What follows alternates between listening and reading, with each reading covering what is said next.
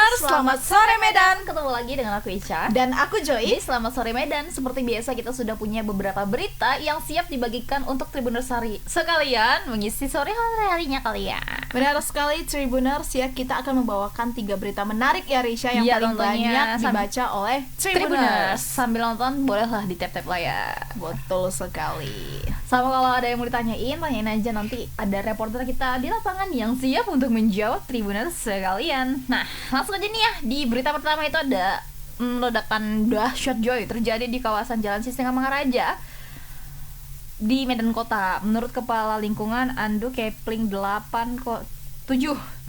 Kota Matsum 3, peristiwa ini terjadi pada hari ini Tribuners, sekira pukul 2 waktu Indonesia Barat, berarti jam Subuh. 2 pagi ya. Ya, subuh. Nah, katanya berdasarkan informasi yang diterimanya, ledakan tersebut dipicu karena dugaan ada yang mencuri pipa gas. Waduh, Pipa gas pun dicuri ya. kayak mana ya cara nyuri pipa gas itu? Iya. Terus kenapa Risha? Nah, akibat dari kejadian ini, satu orang yang diduga pelaku pencurian menjadi korban ledakan dahsyat. Duh, kira-kira apakah ledakan itu terjadi saat pelaku-pelaku ini sedang mencuri? Atau sesudahnya? Tapi kenapa ada pelaku yang jadi korban? Nah, kita saksikan dulu video yang berikut ini. Check it out. Kenapa lo muka aku kayak mana? Tutupin kamera. Karena mama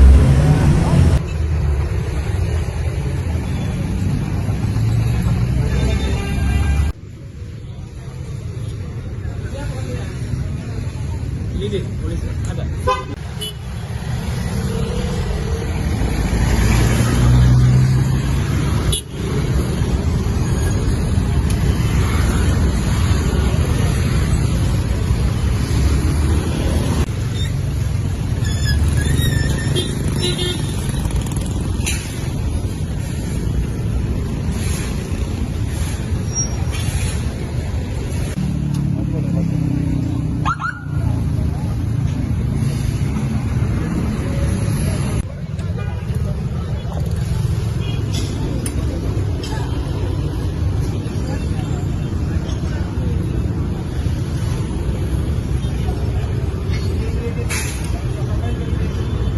Dua dini hari. Itu awalnya gimana dia bang?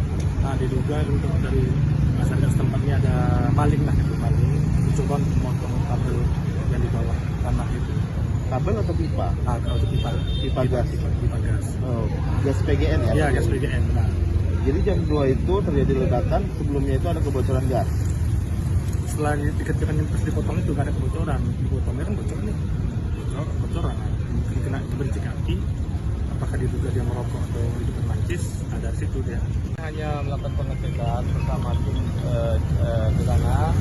Ya, untuk masalah hasilnya nanti kita tunggu dari tim lapor, ya, dari tim lapor yang bisa nanti menjelaskan seperti apa penyebab terjadinya kebocoran pipa gas itu. Tim gegana tadi ya. ada masuk ke dalam Pak? Hah? Tim gegana tadi ada masuk ke dalam? Iya, untuk sterilisasi.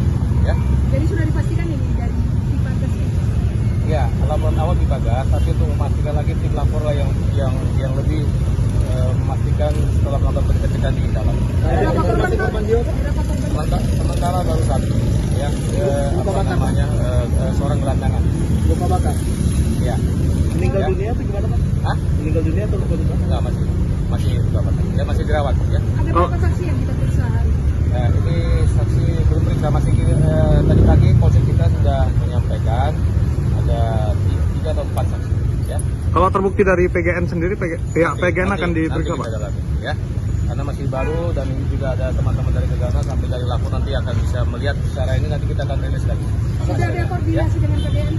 Ya, sementara lagi ini, ya. Kejadian apakah gedungnya masih Kosong, ya. Oke, rekan-rekan. Waduh, dahsyat ya Joy. itu sampai hotel itu atau Bangunan apalah Bangunan, gitu iya. ya. Sampai hancur. kayak gitu ya.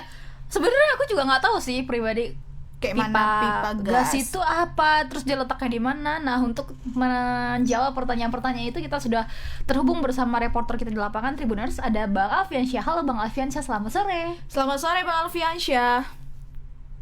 Ya halo, selamat sore Ica dan Joy. Oke Bang Alfiansyah, Bang Alfiansyah boleh dijelasin dulu nggak sih itu pipa gas itu kayak mana ya Bang? Dia tempatnya tuh di mana gitu? Ya, untuk diketahui memang pipa gas milik PGN ini itu berada di bawah tanah dan mengalir ke beberapa tempat usaha lah memang seperti hotelan ataupun itu pemasokan ke gas-gas di beberapa lokasi. Makanya dia itu berada di dalam tanah gitu. Di bawah tanah. Di bawah tanah. Nah, itu apakah hotel tersebut masih aktif beroperasi atau memang sudah nggak aktif lagi, Bang? Ya, untuk TKP lokasi terjadi ledakan pertama ini itu berada di sebuah warung yang sudah lama tutup masa COVID, sehingga memang menurut informasi yang kita terima itu banyak aksi pencurian begitu di sekitaran lokasi. Ya, memang beberapa bulan yang lalu itu juga sempat terjadi kebocoran gas juga yang terjadi di bekas rumah sakit di kawasan tersebut. Nah, itu penyebabnya juga karena percobaan pencurian gitu.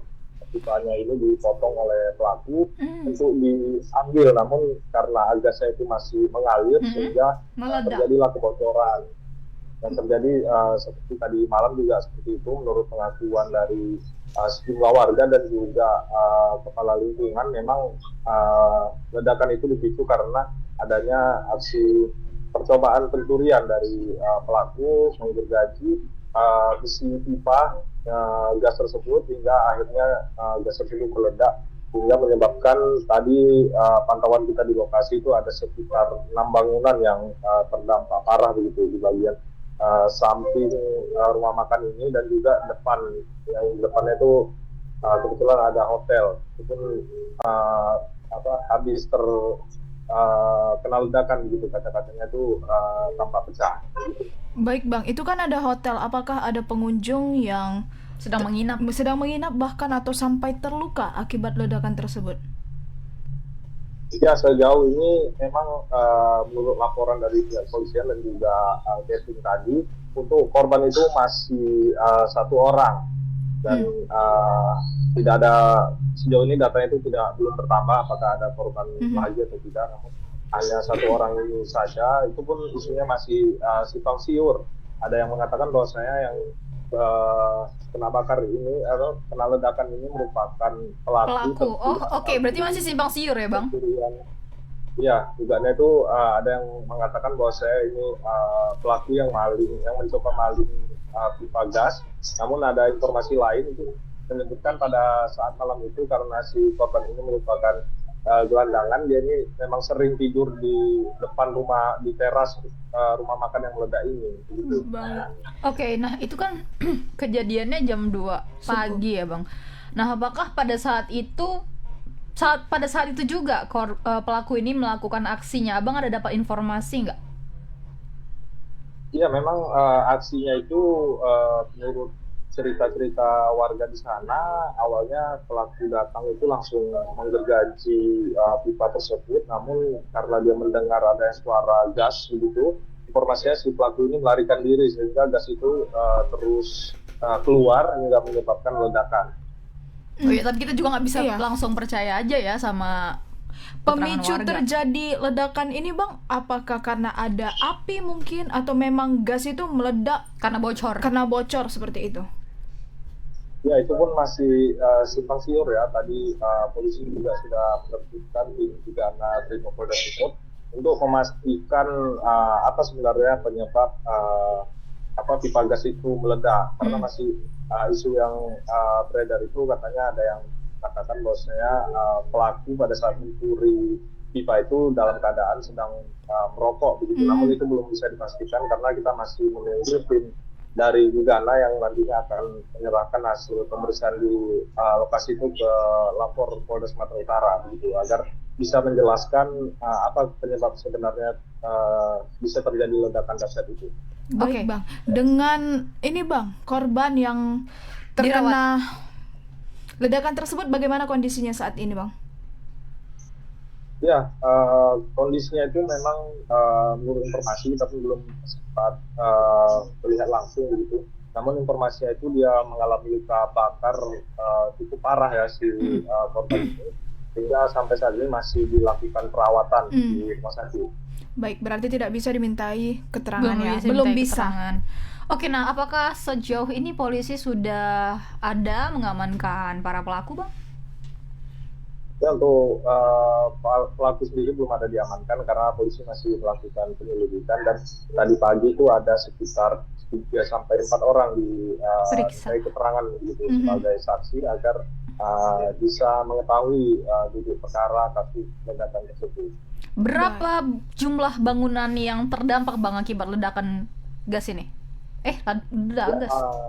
Apa? Pipa gas. Amatan dari lokasi itu tadi itu ada satu yang parah, dan kemudian hotel di depannya itu juga mengalami kacanya pecah, dan ada showroom dan Showroom. 2 hotel begitu, dan ada beberapa bangunan lainnya. Itu totalnya yang kita lihat itu ada 6 yang mengalami kerusakan dan 2 Besar yang dong ya berarti. parah begitu. Kira-kira berapa sih Bang kerugian yang ditafsir atas insiden ini?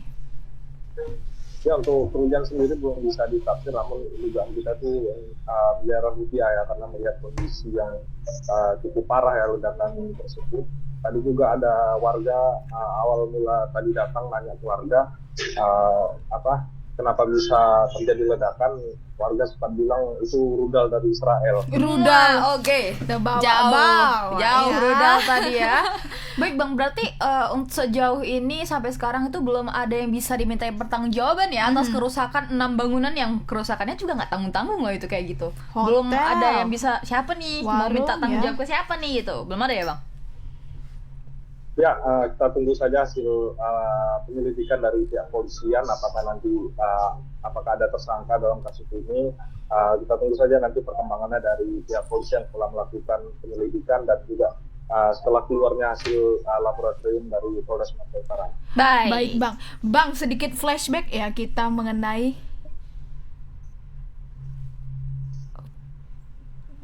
Masih hidup?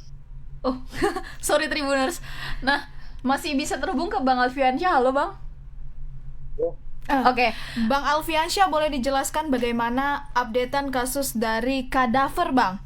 Kadaver yang ditemukan di Unpri. Boleh diinfokan ke Tribuners. Ya, update terakhir dari Kapolrestabes Medan itu kasusnya masih dalam tahap penyidikan gitu. Namun belum ada dijelaskan secara detail sejauh mana sudah. Namun memang yang pasti itu sudah ke tahap penyidikan, dan nantinya akan dirilis oleh pihak polisian setelah hasil penyelidikan dan penyidikan ini sudah rampung dilakukan oleh pihak kepolisian. Oke. Adakah sampai saat ini orang yang ditahan, Bang, sama pihak kepolisian? Ya, memang sampai sejauh ini belum ada yang ditahan sama pihak polisian. Kemarin juga sempat kita tanya apakah sudah ada memintai keterangan dengan rektor kampus tersebut. Namun sepertinya Kapolres masih enggan terlalu banyak berkomentar. Dia hanya menjawab bahwasanya kasus tersebut masih dalam penyelidikan begitu, dan belum ada status hukumnya terhadap kasus dugaan penemuan mayat itu. Baik. Terima kasih Bang Alfiansyah atas informasinya. Selamat beraktivitas kembali. Selamat sore. Oke, Tribuners, aku berharap ya yang apakah itu terduga pelaku atau memang dia Pure tunawisma, korban. ya semoga bisa dipulihkan kesembuhannya, dan Orang-orang yang terdampak itu juga bisa ada jalan keluarnya lah, kayak mana ya kan, kasihan juga. oke, Kerugiannya nggak dikit. benar. Nah. Hotel loh. Kita langsung move ke berita kedua ya, Tribuners. Ini adalah berita yang cukup viral ya, di mana beredar di media sosial ini rekaman suara dan foto PJ Bupati Kapolres dan Kejari Batubara serta Dandim 0208 Asahan yang diarahkan untuk memenangkan salah satu calon presiden di pemilu 2024 mendatang. Waduh, kan nggak boleh. Benar, padahal ini loh ada terlibat tuh, ada PJ Bupati, Kapolres, dan Dandim. Aparat itu kan harus bersikap netral. Dan ini mengapa mencoreng citra ASN dan abdi negara ya? Kayak Nah, mana rupanya dia? iya, nah dalam rekaman yang diterima oleh Tribun Medan ya, Tribuners, terdengar jelas suara seorang pria yang memerintahkan agar Forkopimda mengarahkan seluruh kepala desa untuk memenangkan pasangan calon presiden nomor urut 2 yaitu Prabowo dan Gibran. Nah, bagaimana sih sebenarnya kronologi dan bagaimana sih mungkin videonya ya, ya Tribuners, rekamannya itu seperti apa? Mari kita saksikan dulu video berikut ini.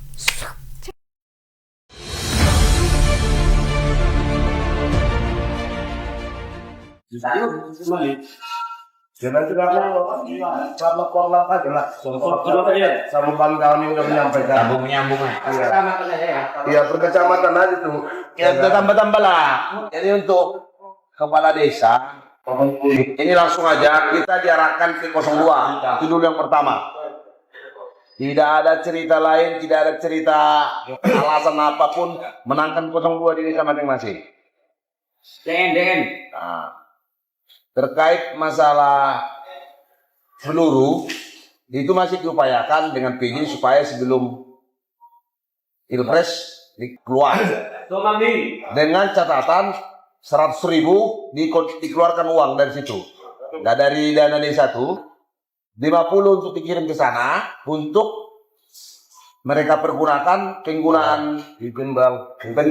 untuk apalah serangan sama mereka. Itu ada penggunaannya nanti PJ di situ, Kapolres di situ, dan Dim di situ, Kejari di situ. Penggunaannya untuk Pilpres. Operasional mereka. Jadi yang 50 tinggal di desa. Dan ini macam tahun lalu lah, kan udah tahu-tahu lah itu senior kan. Dan ini mudah-mudahan tidak ada pemeriksaan terkait 2024. Sampai Desember. Ya, lumayan. Karena itu udah komitmen tadi. Tidak ada pemeriksaan. Tapi dengan catatan, ya kita pun harus komitmen juga lah. Nah, jangan nanti macam tahun-tahun kemarin siram katanya, siram 10 masuk 40. Kalah juga, kalah ya tadi siram. Iya kan? Kalau macam desa bisa lah, ya kan? Kalau memang pula tak pakai duit bisa banyak kan? Enggak, ini gini gitu. Siram, saya siram katanya. Kalah. Yang kalau siram dikalah. Iya. Ajaklah. Kalau menang masih mendingan. Makanya untuk itu besok digenjot lah. Kalau udah kita berbicara itu jangan pula jadi korban. Jangan Aku jadi kalau malu. udah siap pilpres 2 botol limpus ke body. Aku bisa.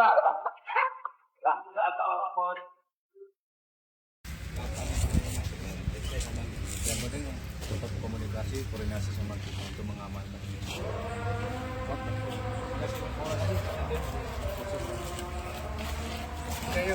Ya Bapak, seperti apa nih Pak tanggapannya terkait terkait yang dengan itu, menyatakan bahwa Kapolres Batubara juga itu terlibat dalam mendukung salah satu capres ini Prabowo Gibran, Pak? Baik, terima kasih ya. Jadi saya jelaskan di sini hari ini saya dengan Pak Dandim hari Minggu lagi ngecek kesiapan di kantor KPU. Ya. Kemudian terkait dengan yang viral hari ini, saya pastikan saya Dandim itu bukan suara kami. Ya. Kemudian yang kedua, saya pastikan TNI, Polri itu netral di pemilu 2024. Jadi saya pesan buat masyarakat, mari kita jangan sampai termakan isu hoax. Ya. Itu aja sih. Ada langkah Pak ke depan untuk menuntut atau bagaimana Pak? Nanti mari kita dalami dulu. Siap Pak. Pasti seperti apa Pak Ramin tanggapannya terkait video viral yang menyatakan Bapak ada terlibat dalam mendukung salah satu capres itu? Baik, terima kasih ya. Kami sudah berkomitmen bahwa pelaksanaan pemilu itu damai. Kebetulan saya Dandim membawa 3 wilayah, Batubara, Asahan maupun Tanjung Balai. Kami sudah komitmen bahwa suara yang ada di video rekaman tersebut bukan merupakan suara kami. Baik, Tribuners, memang cukup berbeda ya tadi sama dengan Pak Taufik ngomong ya dengan yang di rekaman. Tapi Who knows? Tapi Joy udah ada nengok videonya nggak sebelum ini? Video ada lewat rekaman itu? berseliweran, aku nggak ngedengerin Nggak gitu. ngedengerin, langsung skip Iya. aja gitu ya.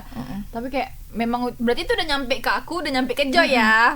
Makanya itu dikatakan viral. Nah, untuk menjawab penasaran kita ini ya, kita udah terhubung bersama reporter kita di lapangan, ada Bang Alif. Halo Bang Alif, selamat sore. Selamat sore Bang Alif.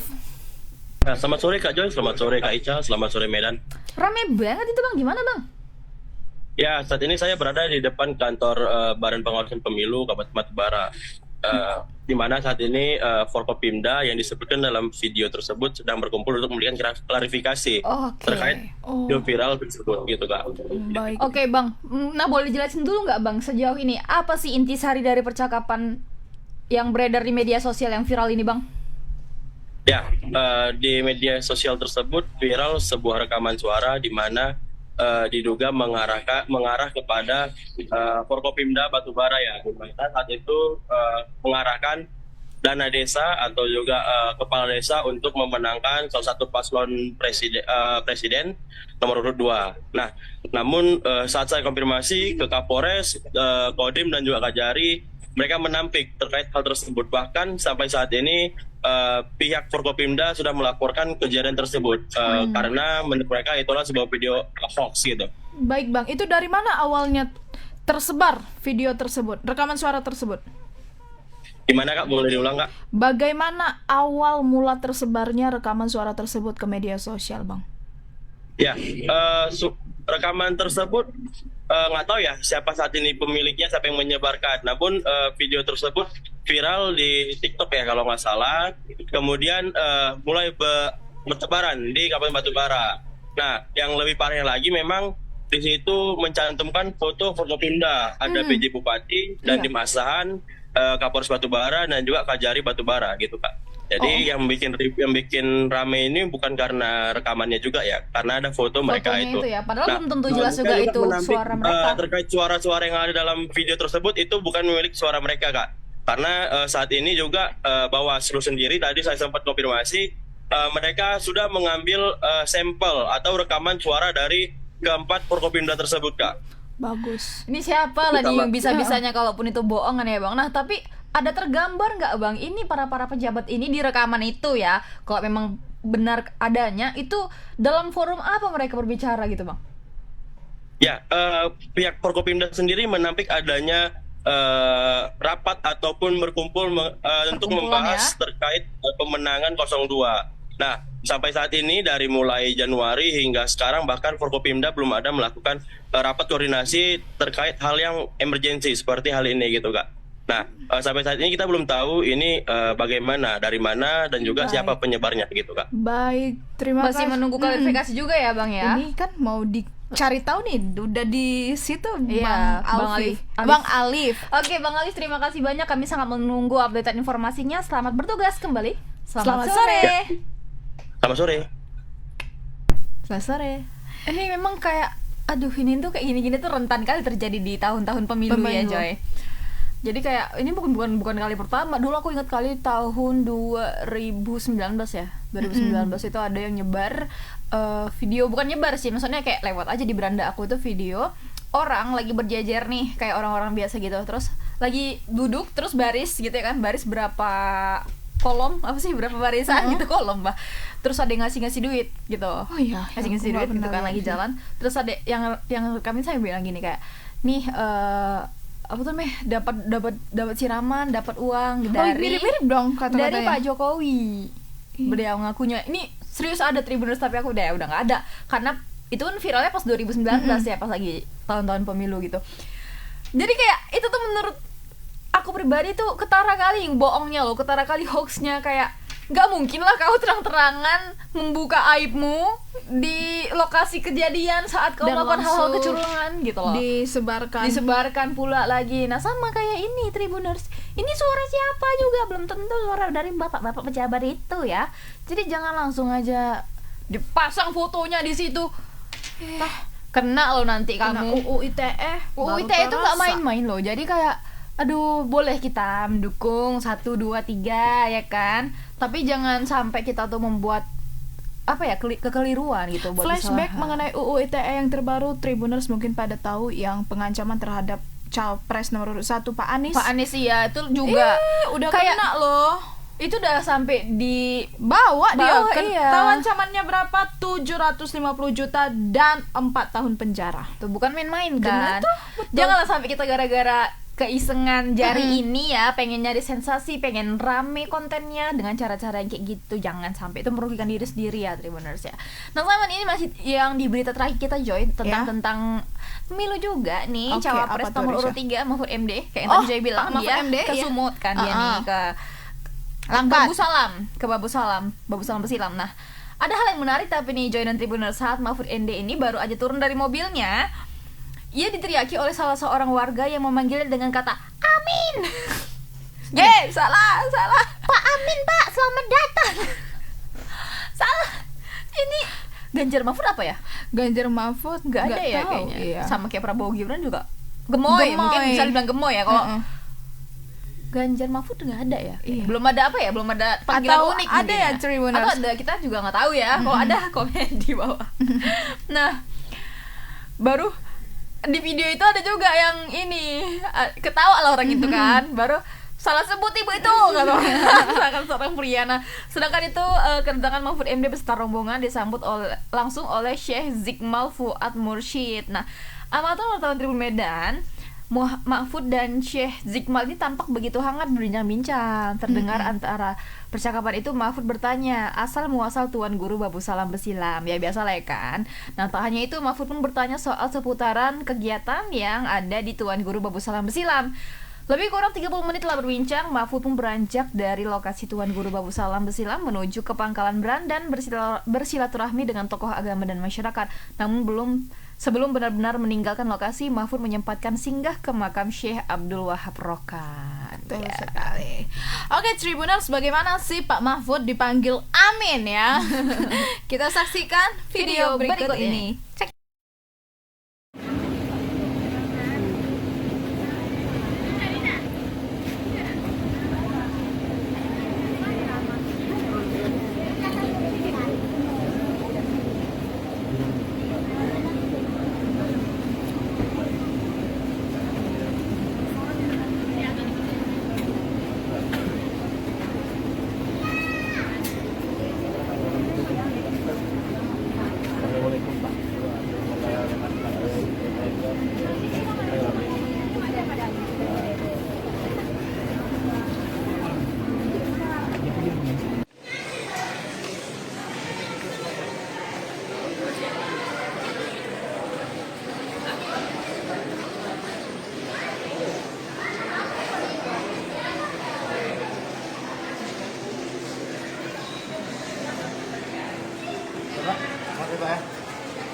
Izin.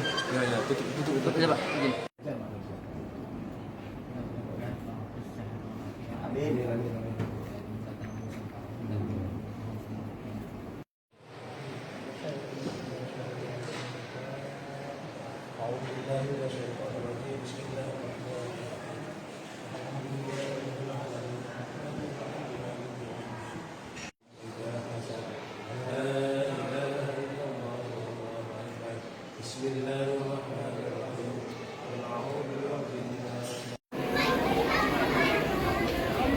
Pak Mahfud, standar. Engki berdekat. Ya itu dia suasananya ya, suasana kedatangan Pak Mahfud MD di Langkat Babu Salam. Oke Tribuners, untuk informasi lebih lanjut lagi kita sudah terhubung bersama reporter kita di lapangan, Bang Anil. Halo Bang Anil, selamat sore. Bang Anil, selamat sore. Belum ada suaranya. Oke, selamat Bang sore. Anil. Kak Ica dan Pak Joy. Oke, Bang Anil Selamat boleh sore, di Tribuners. Oke, boleh diceritakan Bang gimana nih tadi keseruan Pak Mahfud MD ya tiba di Babu Salam?